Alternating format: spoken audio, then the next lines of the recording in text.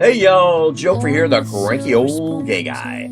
Happy Friday. It is the 28th of February, 2025. Okay, let's open this with the sad news of another passing celebrity. That's right. So, this happened yesterday, but I didn't see the story when I recorded yesterday, so I'm doing it now. Actor Gene Hackman, age 95, and his wife, age 63, and their dog were found dead in their New Mexico home. No signs of struggle. It's contemplated by many that this was somehow caused by carbon monoxide poisoning. So you've got that. For those of you who don't know Gene Hackman, he's been around forever. Again, he was 95. He's been acting since I think he was 30, something like that. Been in a lot of films. He's won Oscars. He was, I guess, for the younger generation, younger as in people in their 50s. He was in the first Superman movie as, who was he? I think he was the one who ran the Daily Planet. I don't know. It was a long time ago. He was also in movies where he played the tough guy. He was in Streetcar Named Desire, I believe, opposite Marlon Brando. That's when I first came to know who he was. I don't know who his wife is, other than she was 63. So that's what's happening there. But what I wanted to talk about today was privilege. That's right, privilege. I was playing pool and I went out on the patio and I heard a discussion taking place about the high cost of things and debt and that kind of stuff. And there was this guy just under 30, looked to be just under 30, who said, that's just the price of things. You just pay it. And someone said, well, yeah, it's really hard to do that when you don't have a lot of money and you have a lot of debt. And this kid said something about, well, you just have to be smart and not go in debt. And the guy said, well, I have student loan debt. He has rent to pay. He has a car payment. He has a loan to pay back. And he has like a kid or something that he's supporting. The kid said, well, if you thought about these things before, you wouldn't have this issue. And, Mr. Smarty Pants there stated that he knows better and he just wouldn't do the things that most people do. So rather than get pissed off, which I'm kind of surprised that the other guy didn't get pissed off, he said, so did you go to college? And the kid goes, yes. And he goes, and do you have debt from that? And the kid goes, no, paid it all. And he said, okay, did you pay it back? How long did it take? He said, oh, I didn't have to pay any of it back. It was all covered. And he said, how does it get covered? Did you get a scholarship? He goes, no. And he said, did you work through college? The kid said, no, I didn't work during college. And the guy said, well, how did you pay for it? And he said, oh, well, my parents had a education fund or whatever set up. And he said, does that pay everything? He said, no, they just covered the rest. So in other words, the kid was put through school by his parents. So that's why he doesn't have any educational debt. And he said, how much is your rent? And the kid said, I don't pay rent. He said, well, where do you live? You don't pay rent. He said, well, I live at home with his parents. And so he doesn't pay for rent. He asked about food costs. He doesn't pay for food unless he goes out.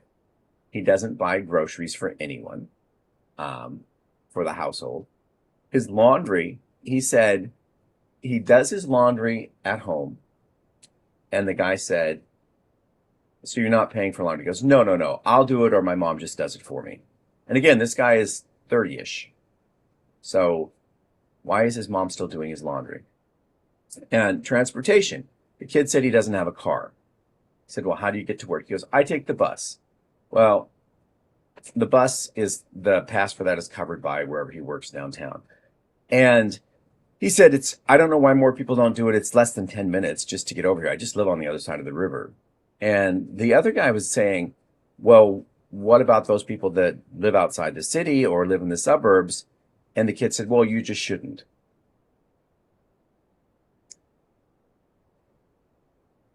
The kid was just coming across so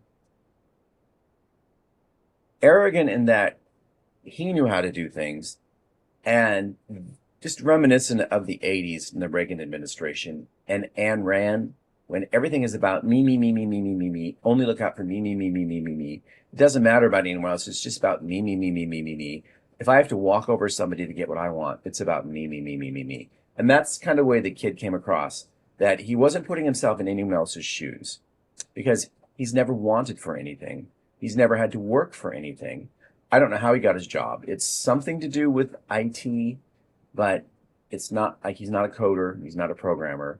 He just said he works with computers at some company downtown. The other guy said, can I ask how much you make? And he goes, yeah, this is a new job for the 30-ish. He's been there 2 or 3 months. He said, it starts at 40 something. Well, it's not a bad wage to start at, but even with 40 something, if you had all the expenses of most people, you would barely be getting by. I mean, this kid takes vacations. This guy, I'm sorry, takes vacations. He also said another smart thing to do is make sure that you max out your 401k contributions. Well, I think that's, it can be up to 10% you can put away, but most people can't because you have to have that money to live on. So this kid is living rent-free, is paying nothing except his, recreational expenses and maybe some clothing. He doesn't have a car. He said he uses his parents' cars when he needs to go somewhere that the bus doesn't take him. He's putting all this money away for retirement into his 401k, but he's putting, when most employers, when you put in X 3%, they'll match it. So if he's putting in 10 or more percent and they're matching that, I mean, that's really good for him because it's going to compound and over the years it'll build up. Also, in 401ks, you can once a year, I believe, make an additional contribution depending on what kind of fund it is. And you can he might be able to put an additional 10 grand in that they're not going to match, but it's still going to be part of the fund.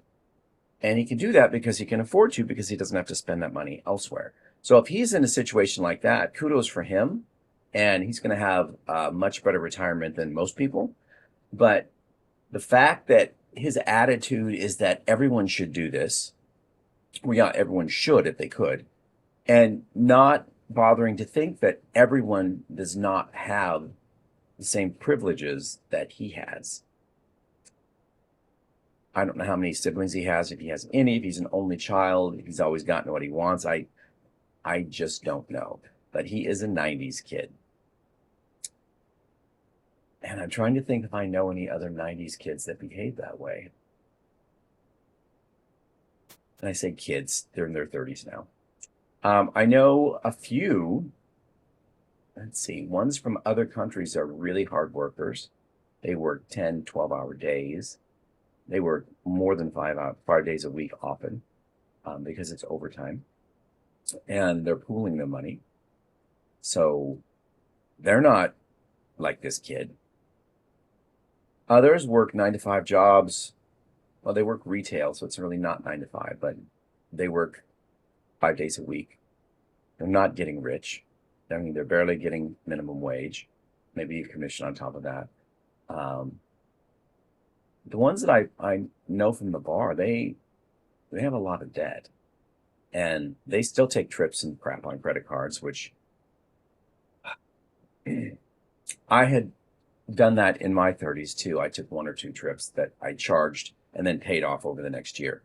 But that's not something I would ever do again, because just that threat hanging over your head that you owe money it causes enough stress that I just don't want to deal with that again, and I won't. Did I say anything to this kid? Nope. I just sat there at the table and listened. Yeah. I mean, he's not going to listen to me. I'm like his grandfather. Uh, and I was just thinking, he's going to talk himself into a hole because the other people at the table were not in the same position he was in.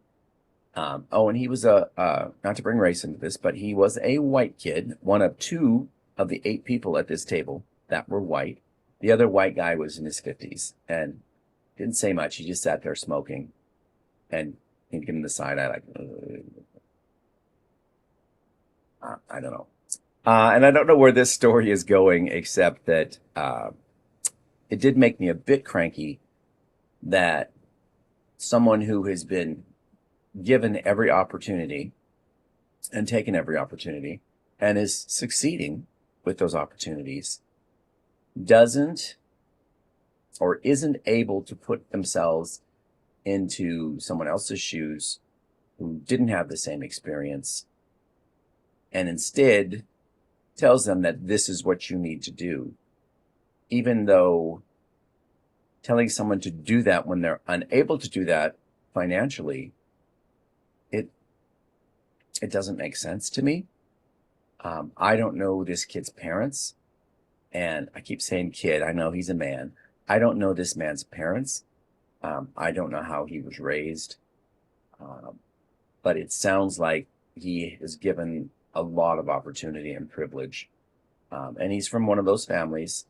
He did mention travel, because he travels for vacations, and how he had gone on vacations with his family growing up to Europe, to Italy. He's been to Mexico. He's been to Hawaii several times, Disneyland. And it was just like, okay, that's something a lot of people don't get to do either. Unless you could get in a car and drive and stay overnight at a relative's house, we didn't go anywhere. Given I was from a less financially secure family with 6 children and very little money. So we did not have the opportunities that this kid had. Not everyone was in the same financial situation as my family either. I think most were much better off. But the fact that this kid does this and he just thinks that's the norm, I think that is a real problem in general in this country, that people only see things from their background perspective, even though other perspectives are out there and they're easily to read about or watch. And movies talk about this stuff all the time, that everyone isn't raised in the same way. So you can't expect everyone to behave like you. And this falls into politics as well. I try to keep my mind open and see both sides of politics, but being a liberal person and thinking that everyone deserves equality, a financial equality as well, it's hard for me to see the other side as anything but self-serving. And I know some of you you're not gonna agree with this, which is totally cool. You're free to leave a comment, but I do open my eyes to see the other side. And I even tune into stuff like Fox News on occasion. A little bit I can just take when a news story breaks because I want to see their take on it. And bias is a word that comes to mind, but it's hard for me as a human being to understand how other human beings could view things the way that they're being told on that network and actually believe them, especially when you can go onto any news website other than that one and see press conferences, or there's one where this week it was a cabinet meeting that was televised, and the lead speaker was not even a member of the cabinet. It was Elon Musk in a t-shirt and a MAGA hat. And everyone just kind of sat there like nodding, like, why the hell is he here? And then nodding to everything that he says because they're all fearful. Now, reports have come in, and they're being reported by liberal sites, not by the conservative ones, that House of Representative members on the GOP have been receiving threats from extremists against them and their families should they vote against Trump's nominees. And there was that guy in one of the southern states, Tupperville, Tootsie? What was his name? He's the one that wasn't going to vote Hegseth in because he didn't find him honorable and he had a lot of questions. And then, like, just before the vote, he texted that, okay, I'm going to support him. Well, now it's come out through sources that I don't know the sources, but they're on multiple sites stating that he received threats of violence not from the Trump administration, but from the Proud Boys and other Trump supporters. So that's what's happening there. It was also proposed by the person who runs, is it BlackRock? It's Betsy DeVos is the former Secretary of Education. It's her brother, Eric Prince. He, in I think November or December, suggested to Trump that Trump create a private security service and deputize that security service, which would all be BlackRock employees. And this service would go out and round up all the illegals, arrest them, and help in the deportation. And it has a multi-billion-dollar price tag. I didn't hear about it until like 2 weeks ago, and then I've heard about it several times since then, so I think it's being bounced around in the Trump world, because otherwise it wouldn't be making the papers now. But how is that different than creating a private security service and calling them brown shirts, like Germany, or a Gestapo? I mean, now I say this, and people say you're jumping to conclusions. That's not what's happening. Well, to survive in this world, you need to be informed, which means you need to jump to conclusions. Doesn't mean it's going to happen, but you need to be prepared when it does. And you need to prepare yourself so if you see it happening, that you can speak out against it and get enough people to speak out against it to try to stop it.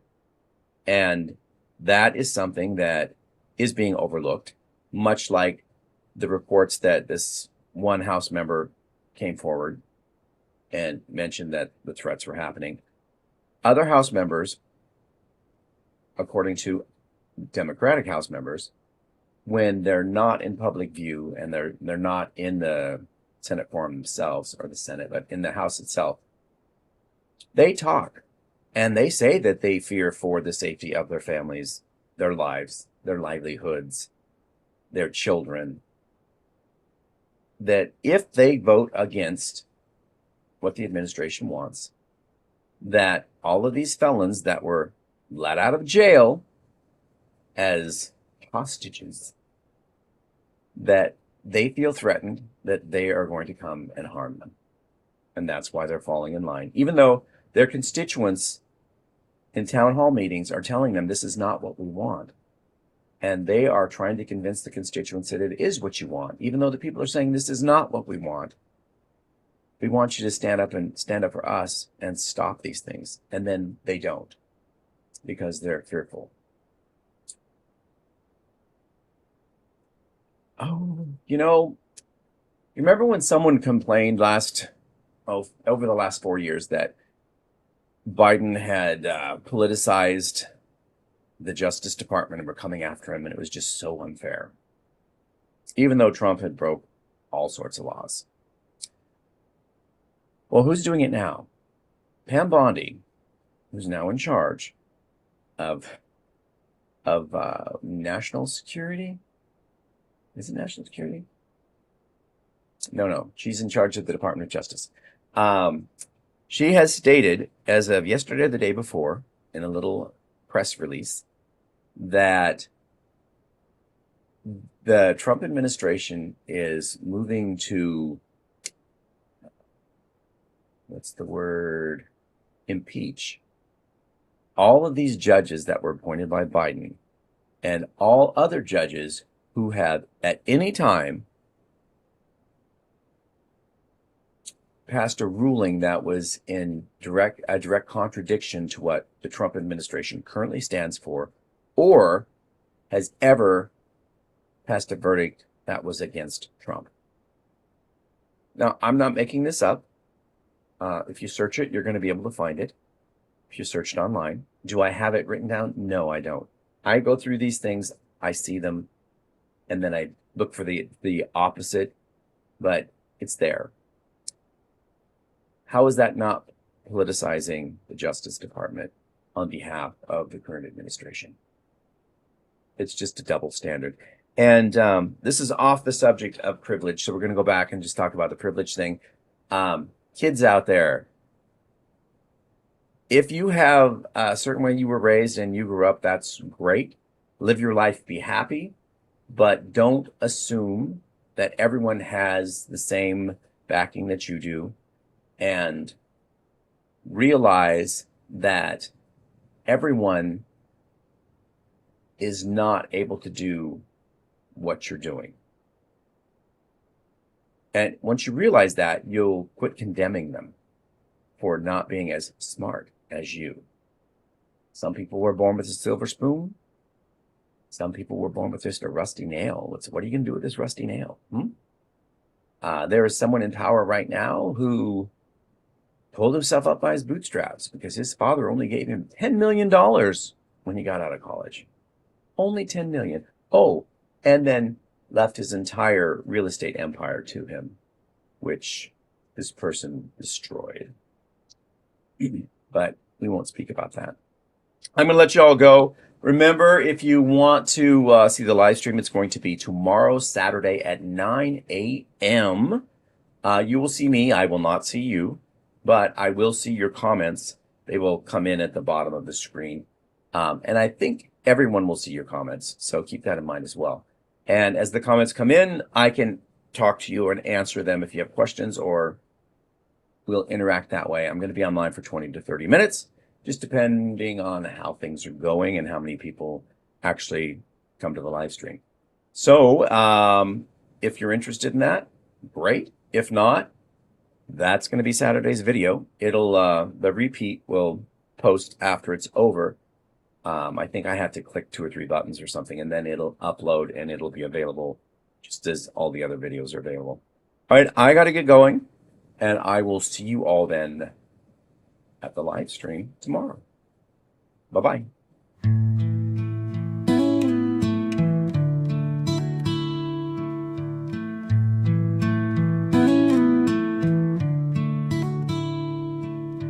Born with silver spoons in mouth, never had to ask for help, never faced a darkened road, living life for just yourself. See the world through others' eyes, different shades and hues collide. Not everyone has got a net to catch them when the world's unkind. Privilege is a luxury. Not everyone is so carefree. Open up your heart and see the world is bigger than just me. Some folks work from dawn till dusk. Hands are calloused, hearts are tough. While some complain of petty woes, Others sweat in factory clothes.